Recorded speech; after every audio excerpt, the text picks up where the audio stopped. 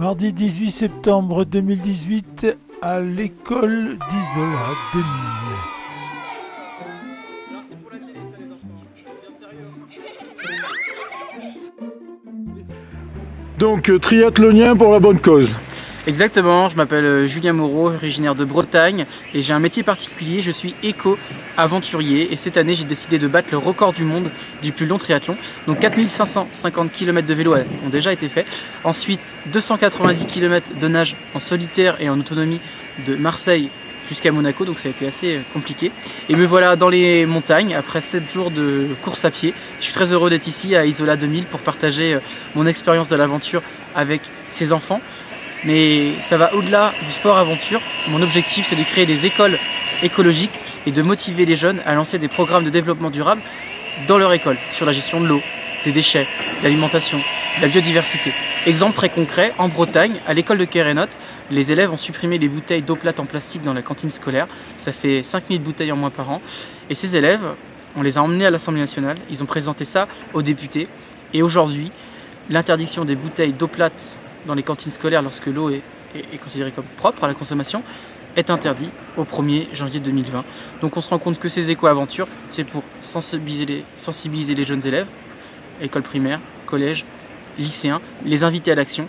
Et s'il y a une bonne pratique, on légifère pour avoir un impact national et pourquoi pas demain européen.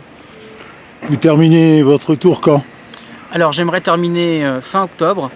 Le problème c'est que la fatigue commence à s'accumuler. J'ai du mal à progresser. La montagne, c'est pas comme la Bretagne.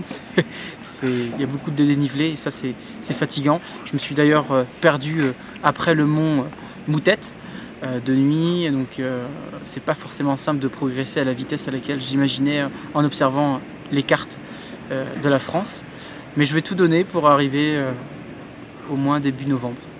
Et j'aimerais arriver au ministère de la Transition écologique et solidaire.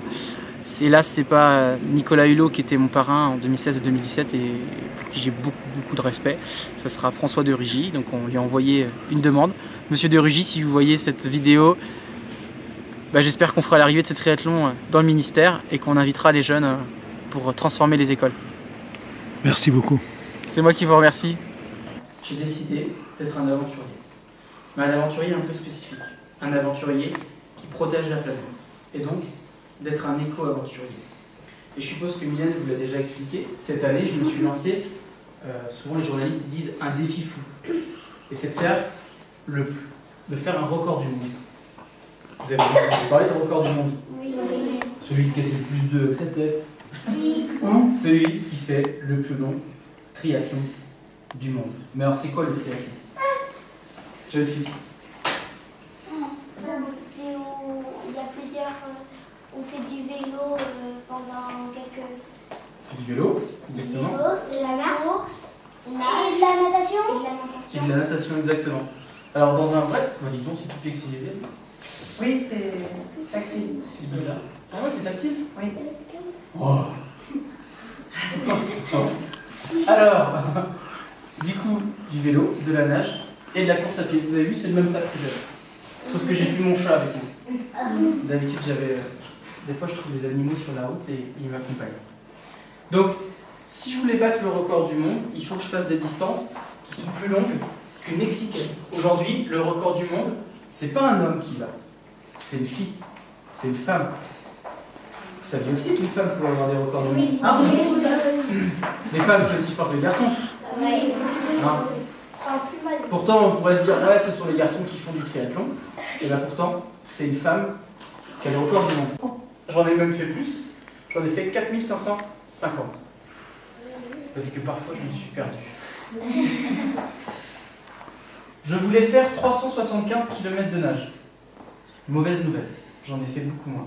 J'en ai fait 290. Mais j'étais seul et en autonomie. Et je dormais dehors. Donc c'était très dur. Et depuis 7 jours, j'ai commencé la course à pied. Et je dois faire, alors là sur le papier c'est 1150, mais comme physiquement ça se voit pas trop, mais je suis très fatigué, je commence à avoir des douleurs, je vais faire moins. Parce que physiquement, je trouve que je commence à arriver au bout. D'accord? Ça vous est déjà arrivé d'être très fatigué? Donc je dors, par exemple, j'ai dormi chez Lionel, le papa de Anne et Jean, qui m'a accueilli. Vous connaissez Saint-Martin-du-Var? Oui. Par exemple, je suis arrivé à Saint-Martin-du-Var, j'étais très fatigué. Et je suis allé à l'église et j'ai demandé au prêtre de me loger. Du coup, j'ai dormi dans l'église. J'ai longé les Pyrénées et je suis arrivé à Marseille. Et une fois à Marseille, j'ai nagé jusqu'à Monaco. Donc j'ai fait tout ça à la nage. Vous vous rendez compte? C'est énorme. En vrai, c'est énorme. Il y a très très peu de personnes qui l'ont fait ou qui le feront parce que c'est extrême. Je pouvais mettre de l'eau, je pouvais mettre à manger. Qu'est-ce que je peux mettre d'autre, Swan? Qu'est-ce que tu mettrais si toi tu partais nager comme moi? Par exemple, des palmes pour aller plus vite. Ben voilà, personne ne me l'a dit encore ça. Des palmes. Oh. Alors on se retourne, on regarde, et j'ai compris qu'un moteur, le bruit d'un moteur peut en cacher un autre. Ça veut dire qu'il faut tout le temps bien se retourner. Et les bateaux ne me voyaient pas. Par exemple, quand j'étais aux alentours de Saint-Tropez, il y a beaucoup de yachts, des grands yachts, et j'ai des capitaines qui passaient à 15 mètres de moi, qui me voyaient au dernier moment, qui me disaient en gros qu'on ne voit pas Marseille. Donc ce sont des très grandes falaises, et le problème c'est qu'il n'y a pas de plage pour s'arrêter si on ne se sent pas bien. Et donc j'étais obligé, dès les premiers jours, de nager 7 ou 8 km non-stop, sans m'arrêter. Et si je ne me sentais pas bien, je ne pouvais pas me reposer. Donc ça, ça me faisait peur. Mais c'est ça aussi l'esprit d'aventure, c'est de faire face à ces peurs. Et je suppose que vous, dans la montagne, par exemple, quand vous allez skier, ou faire de la randonnée, ou vous partez à la pêche, ou n'importe quoi, ou quand vous faites un exercice, des fois vous ressentez de la peur. Il a organisé des manifestations. Les enfants captivés par les aventures de l'éco-aventurier, et nous allons lui souhaiter bon courage pour les suites de son périple.